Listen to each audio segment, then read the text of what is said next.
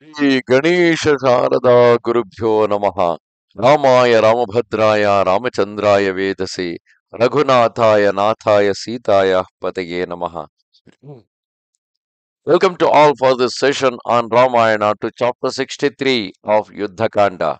In the previous chapter, we saw Kumbhakarna approaching Ravana while Ravana was lamenting with him regarding the plight that had happened to Lanka on account of Rama's Vanara army attacking Lanka.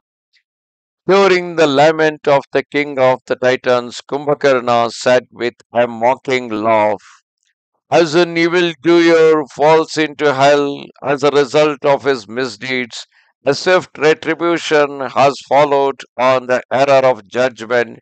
We saw you commit formerly in council through lack of trust in your ministers. Firstly, O great king, you did not reflect on what might happen, and in the pride of your own strength, overlooked consequences. He who trusting in his own power leaves until lost that which should be done first, or who does first that which should follow, is unable to distinguish between what is wise and what is foolish. As offerings poured into an unsanctified fire, so are these actions disastrous which are performed without regard to time and place or in opposition to them. He goes straight to the goal. In consultation with his ministers, has examined the three kinds of action and their five aspects, has examined the three kinds of action, and here the three kinds of action are trivial, common, or ordinary, or some that which is important, urgent. The five aspects are consideration of time, place, of persons or things concerned, and provisions against mischance, and consideration of the possibility of success. The king who makes his decision according to the traditional laws and allows himself to be advised by his counselors and consults his friends, pursuing duty, profit, and pleasure at their proper season, or following two of them or all of them combined, is a wise monarch and has a sound understanding, O Lord of the Titans. But the sovereign or heir apparent, who, having heard what is best for the cultivation of these three means, and yet does not comprehend them, has spent his time listening to instruction in vain. King who consults his ministers regarding the bestowal of gifts, conciliation, sowing dissension, taking action, or uniting himself with the enemy, as also the consideration of what should or should not be done, and the questions of duty, profit, and pursuit of pleasure, dealing with them in conformity with circumstances, and is master of himself, is not visited by misfortune. He verily is a king who, with experienced and sagacious counselors, having studied the advantages he desires to reap from an undertaking and the wisdom of entering into it, takes action. One should never follow the advice of those admitted to counsel who are not conversant with the meaning of the scriptures, whose intelligence is equal to the beasts, and who in their conceit prate continuously. Neither should one follow the advice of those who, in their ignorance of the tradition and the works of political science, merely seek to amass wealth, and those counselors who, in their complacency, hold specious but sinister debates, should be excluded from any deliberation, for they mar every transaction. Those in the pay of well informed enemies who, in order to betray their master, advise him to act contrary to his interests, will be recognized by the king when they are in the assembly, and a monarch will soon discover those who, under the mask of devotion, hide their treachery.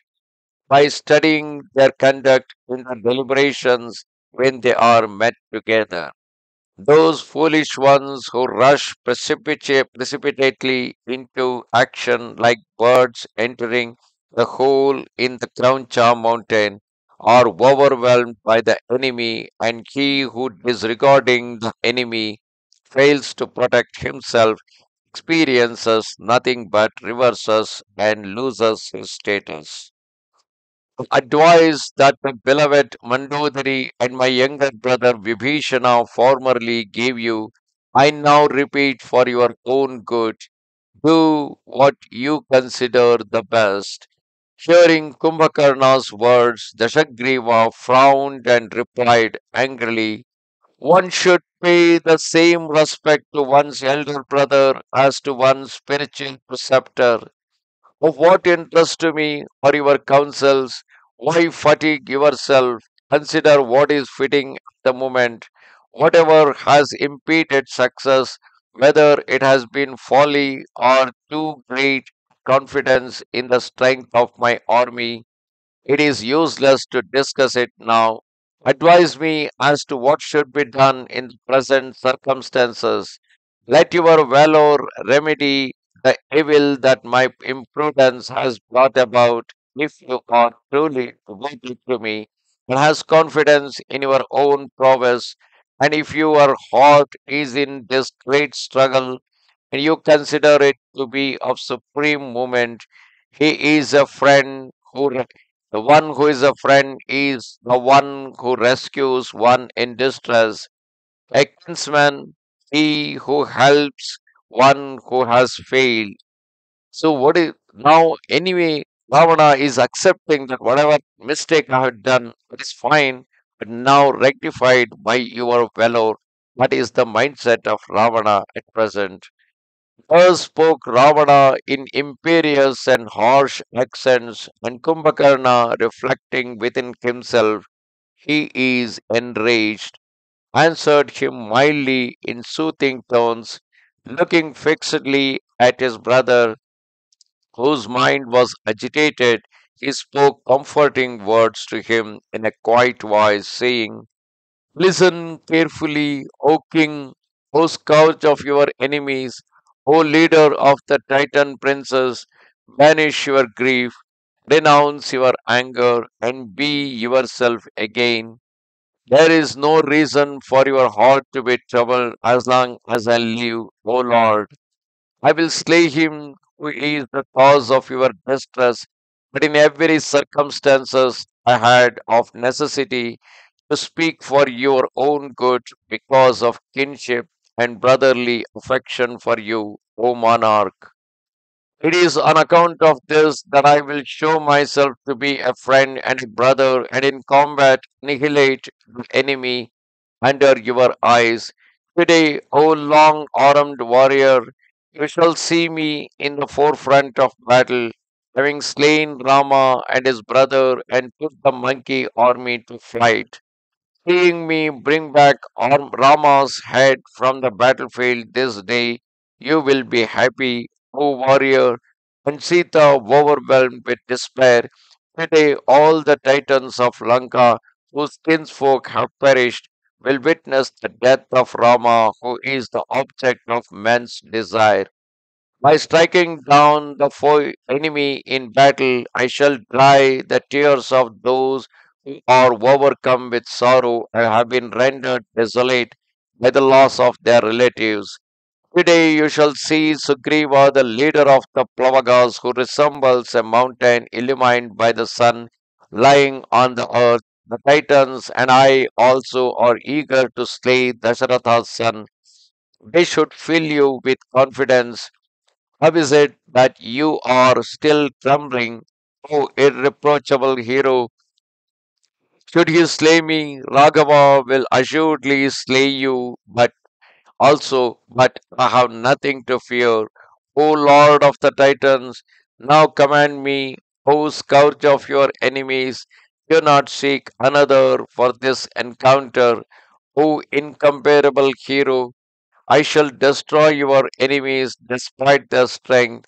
Even were it Shakra or Yama or Pavaka or Maruta, I should enter into combat with them, or with Kubera or Varuna themselves. I who in stature am like unto a mountain with a sharpened spear as my weapon, my war cry, my pointed teeth, the sight of which Purandara himself trembles, throwing away my arms, shall strike down the enemy with blows of my fist. None will be able to withstand me, no matter how much they may cling to life. Nor have I need of lance, mace, sword, or whetted dart. With my bare hands alone I will kill Raghava, were he accompanied by the gods who bears the thunderbolt himself. If he is able to withstand the force of my fist, then my arrows will drink his life's blood. O king, I stand here. Why are you overwhelmed with despair?